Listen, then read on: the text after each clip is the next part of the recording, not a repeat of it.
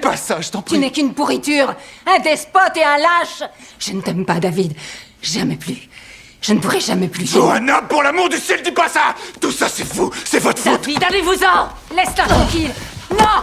Tu as tué mon bébé! Ferme-la! Je ne pourrai jamais, mais l'homme qui a Dis-toi fait la ferme! ça! Toi, ferme-la, fous-en! Ah! Ce jour-là, Johanna fuit son foyer après avoir subi des violences conjugales. Elle se rend à l'hôpital pour demander de l'aide. Violet comprend immédiatement qu'elle a probablement été frappée par son mari. Après les examens, le diagnostic tombe. Johanna a perdu son bébé. De plus, son utérus présente une grave déchirure. À ce moment-là, son mari David arrive à l'hôpital. Il exige de rester auprès de Johanna, mais les médecins refusent. Alors, la sécurité intervient pour contrôler la situation. Après l'examen, le médecin annonce une terrible possibilité. Johanna pourrait devoir subir une ablation de l'utérus. David accepte immédiatement cette intervention. Johanna peut vivre sans utérus, je ne peux pas vivre sans Johanna. Vous êtes un menteur.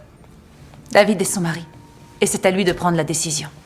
Enlevez son utérus et sauvez-lui la vie. Mais plus tard, le médecin découvre que l'hémorragie peut être arrêtée, sans retirer l'utérus. Quand David apprend la nouvelle, il devient furieux. Il accuse le docteur Addison d'avoir quitté la maison de Johanna, en laissant son utérus intact. Il exige même son transfert dans un autre hôpital. Dès que son état est stable, je la transfère dans un autre hôpital. Ça prendra un temps considérable. Ce sera moins long si mon avocat s'en charge. Ce sera inutile. Ce sera très utile au contraire. Je me fais insulter par ce toubib et on n'arrête pas de me traiter comme un criminel ici. Écoutez, La police ne peut pas agir immédiatement. Ils doivent attendre que Johanna se réveille et puisse donner son témoignage. Finalement, quand Johanna reprend connaissance, elle révèle à Violet que c'est David qui l'a agressée. Pour assurer sa sécurité et sa récupération, Violet décide de l'accueillir chez elle. Mais David est devenu complètement fou. Il cherche Johanna partout. Finalement, il retrouve la maison de Violet. Quand Violet comprend que c'est lui, il est déjà trop tard pour fermer la porte. David entre de force et tente d'emmener Johanna avec lui. Pendant la lutte, Violet est violemment frappée et perd connaissance. Quand elle se réveille enfin, il est déjà trop tard. Je devais le faire.